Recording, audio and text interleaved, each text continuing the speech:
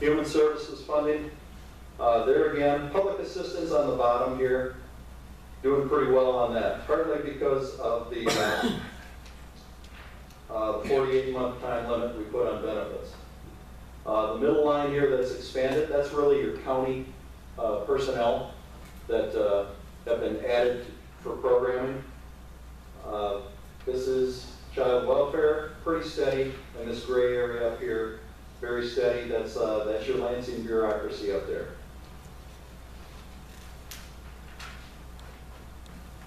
Okay, this is a good slide, and I'm going to disagree with Michael on his slide. He had 64,000 employees in state government. I only have 48,000. We're here at about 62 back in 2001. And Michael, I respect your opinion, but I know the people that put this together. They're a lot smarter than me, and they know the numbers. We were at 62 back in 2001, steady drop to about 48,000. There again, I think that's a good thing. As long as it doesn't get to a point where we can't do services anymore, or we are choosing those services that don't need to be done, then we can continue to get rid of people. But you can't do this line and expect the same forever. Where did those cuts come from? This is just for 2012, from 2010 to 2012. You can see corrections, about 12% drop. DCH, 20% plus. LARA, 20-some%. DEQ, 15%. Why did DHS go up? Well, DHS went up about 12% because we had a court case that said we had to add people. We had a ratio that, to take care of certain child welfare cases, we had to add staff. And then we got this little blip in Treasury, about 2% increase in Treasury. Well, two things happened under the Snyder administration. We implemented a new tax called the CIT, got rid of the MBT. They ramped up a little bit to know how to do that. And also, we changed the pension tax. So that's why you see the increases there. Don't worry, Joe, I'll yield some of my time. All right, thank you, sir. We have the chair for the folks here. He speaks much more valuable than I. Now these increases that you see here, are between 11 and 12 to 12 and 13 budgets. And these are what the governor would call his investments into a better Michigan, into a reinvented Michigan. Michigan Strategic Fund, business attraction, economic gardening, he had $75 million. These are the kind of negotiations that go on at the end of the budget cycle, after the committees are all done, and the three legs of the stool are in one room, and somebody says, I want this, well, I want that. Okay, I'll give you that if you give me this. That's the kind of negotiations that happen. I talked about technology, $47 million into technology.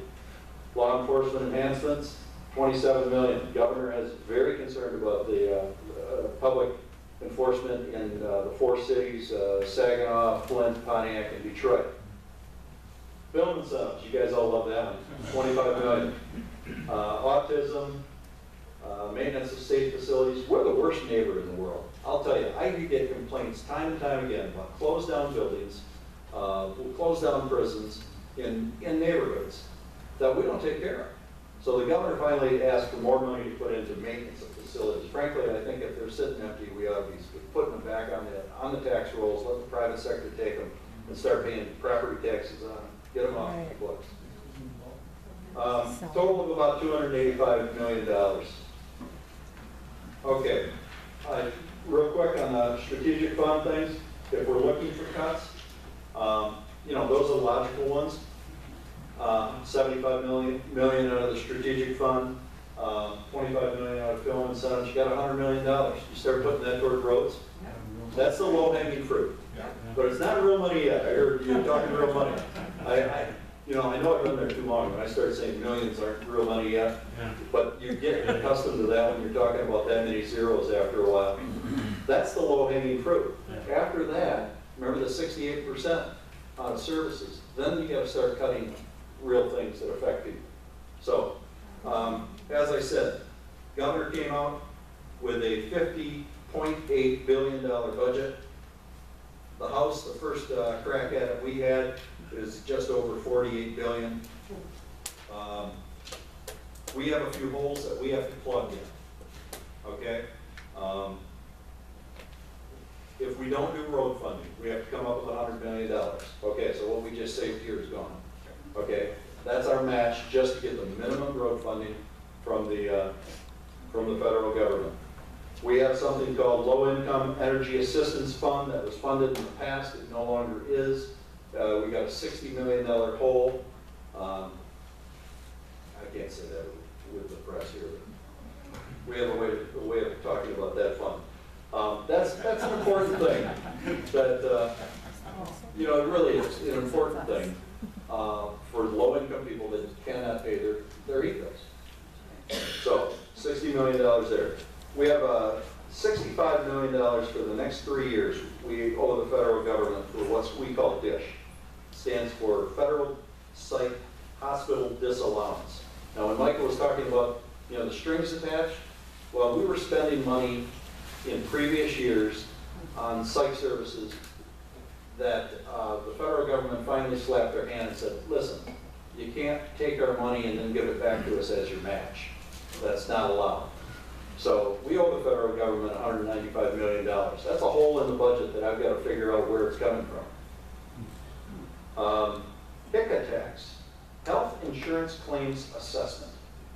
We did that year ago, again for a federal match. We were going to collect $400 million. This was a claims tax on your health insurance premium, or on your health insurance claims. Okay, we're $130 million short. We were worried it was going to collect too much, and we put a $400 million cap on it, so we couldn't collect more than that. We're $130 million short. We've got about $400 million in problems right now in our budget that we've got to figure out between now and, well, it'd be nice to have it done by June 1. And that's where you're seeing some of the pressure come on the road funding issue. Now, the Medicaid expansion, frankly, I think it's a done deal. I don't see it happening. But that would have allowed us to buy down the general fund for about $206 million and put that towards something else. So the governor's proposal allocated for Medicaid expansion, use that $200 million for general fund, and do the road tax. That saves us the $100 million that we have to send to Washington. And now we have to figure out where we're going to, if we don't do the road funding, where we're going to get that from. So I'm going to stop there. I could go for a while, but I know you. You're going to save all the questions for the yeah. Just say the question. I do want to say we put $500 million in the budget stabilization fund. That gets a little sticky sometimes. Some people think we ought to be spending it. I'm an advocate for growing, steady growth in the budget stabilization fund. You just saw the governor and the budget director come back from Wall Street, upgraded our bond rating. That is good for all of us. We borrow money at less. We have a better credibility in the country when our businesses look at that and when they want to relocate.